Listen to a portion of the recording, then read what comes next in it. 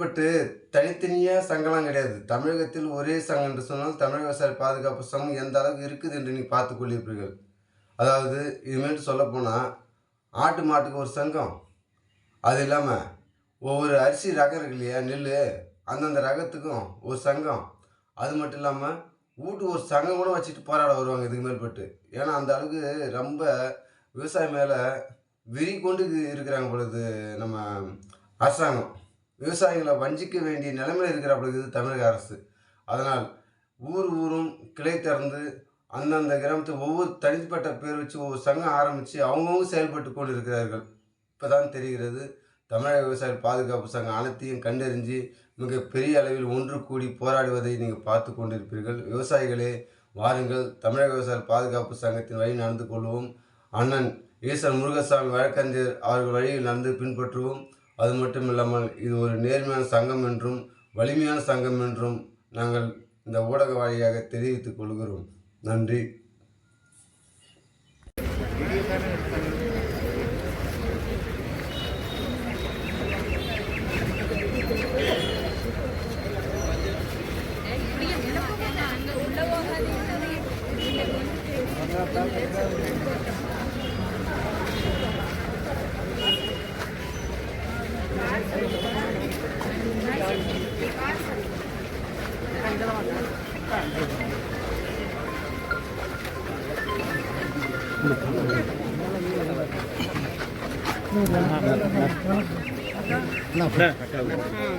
அக்கா அக்கா அக்கா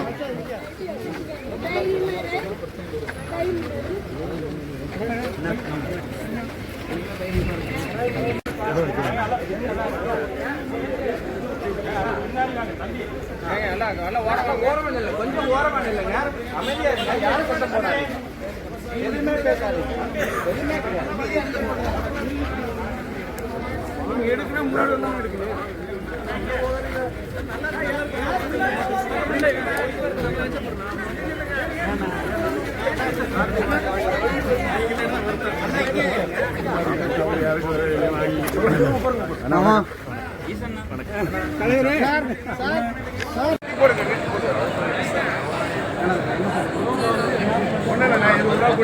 டைரக்டர் வரணும், உடனே முடிவு பண்ணலாம். இல்லைன்னு சொன்னால் 12 மணி வரைக்கும் இங்கே உட்காந்துருப்போம். 12:01 சட்டமன்றத்துக்கு போயிடுவோம்னு சொல்லிட்டாங்க.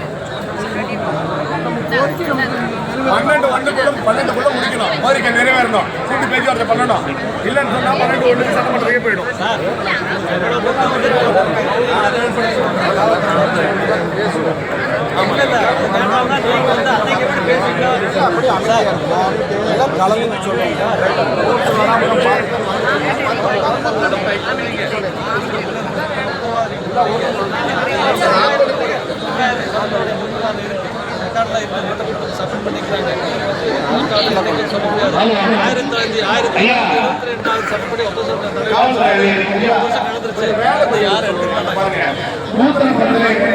இந்த கேட்டுக்கு வர சொல்லுங்க, அமைதியா உட்காருங்க. அகிம்சையில நம்ம வென்று காட்டுவோம். நம்ம பலம் தான் நம்மளோட வெற்றி. எல்லாரும் கொஞ்சம் இடம் விட்டு அமைதியா உட்காருங்க. எந்த கேள்விக்கு கொண்டோம் பல சூழ்ச்சிகள் நடக்கலாம். பல ஆள் கூட்டம் வந்து கலவரத்தை ஏற்படுத்தலாம். நம்ம யாராவது பக்கத்துல யாராவது சத்தம் போடுறாங்களா, தம்பி நீங்க வெளில போங்க அப்படின்னு அறிவுறுத்துங்க. எந்த காரணத்தை கொண்டும் நம்ம பணக்காரவங்க வாயவே திறக்கக்கூடாது. அதனால அவங்க தெளிவா தயவு செய்து கொஞ்சம் எல்லாருமே தயவு செய்து அமருங்க. எல்லாரும் அந்த சைட்ல வந்து நீட்டா கூட அமருங்க. இந்த சைட்ல கொஞ்சம் நல்ல நாட்டம் அமருங்க. அமைதியா உட்காருங்க. அக்கா பக்கத்துல இருக்கவங்கள்ட்ட கூட கொஞ்சம் பொறுமையா பேசுங்க. இது நம் நாடு, நமக்கு முடிவு. நிலவாட்டமா இருக்கட்டும், உட்காந்து காதலி கேட்கும். டைரக்டர் தான் நம்மள வந்து 21ஆம் தேதி வர சொன்னாரு. நடுவுல நம்ம சங்கம் வந்து கேட்டுது, ஐயா இன்னும் லெட்டர் வருதுன்னு வந்து கேட்டுது. ஏங்க நான் 21ஆம் தேதி டேட் கொடுத்துட்டேன், நீங்க வாங்க 21ஆம் தேதி நான் பேச்சுவார்த்தை நடத்துவேன்.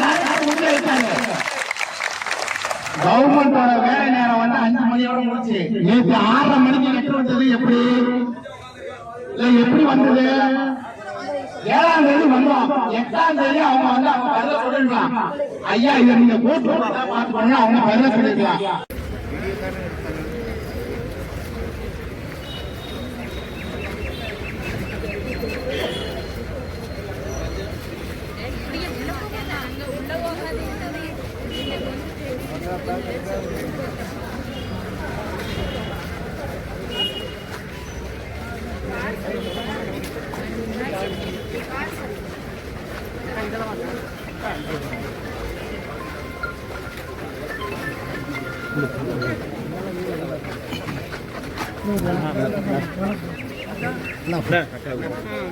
அக்கா அக்கா அக்கா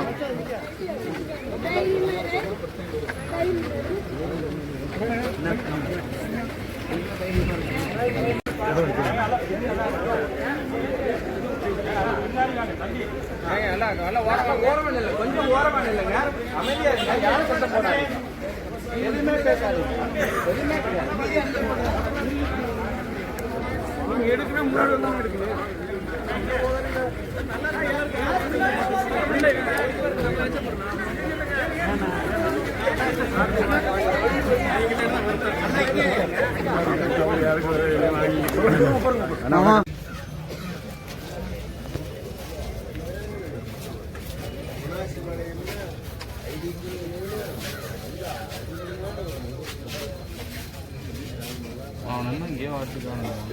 குப்பை குப்பை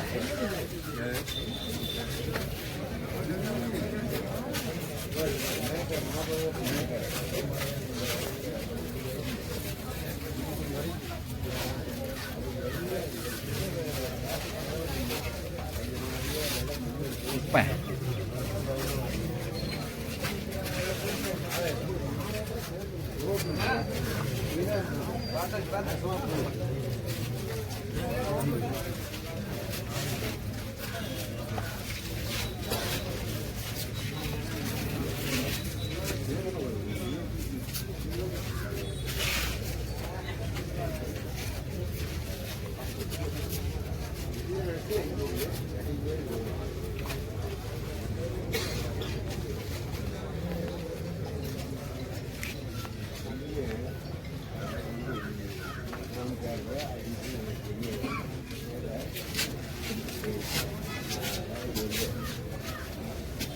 இந்த கேட்டுக்கு வர சொல்லுங்க, அமைதியா உட்காருங்க.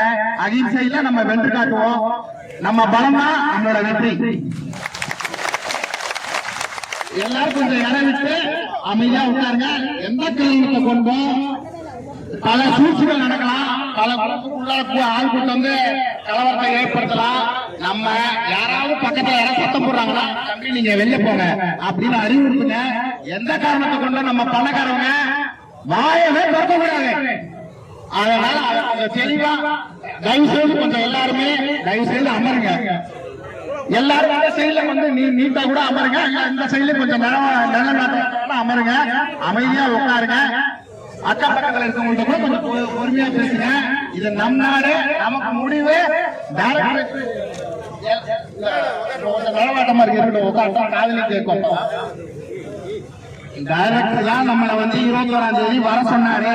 நடுவுல நம்ம சங்கம் வந்து கேட்டுது, ஐயா இன்னும் லெட்டர் வரலன்னு வந்து கேட்டுது. ஏங்க நான் 21ஆம் தேதி டேட் கொடுத்துட்டேன், நீங்க வாங்க 21ஆம் தேதி நான் பேச்சுவார்த்தை நடத்துவேன். கவர்மெண்டோட வேலை நேரம் வந்து 5 மணியோட முடிச்சு, நேற்று 6:30 மணிக்கு லெட்டர் வந்தது. எப்படி வந்தது? 7ஆம் தேதி வந்தோம், 8ஆம் தேதி அவங்க வந்து அவங்க பதில சொல்லிருக்கலாம். ஐயா இதை நீங்க போட்டு பார்த்து அவங்க பதில சொல்லிருக்கலாம்.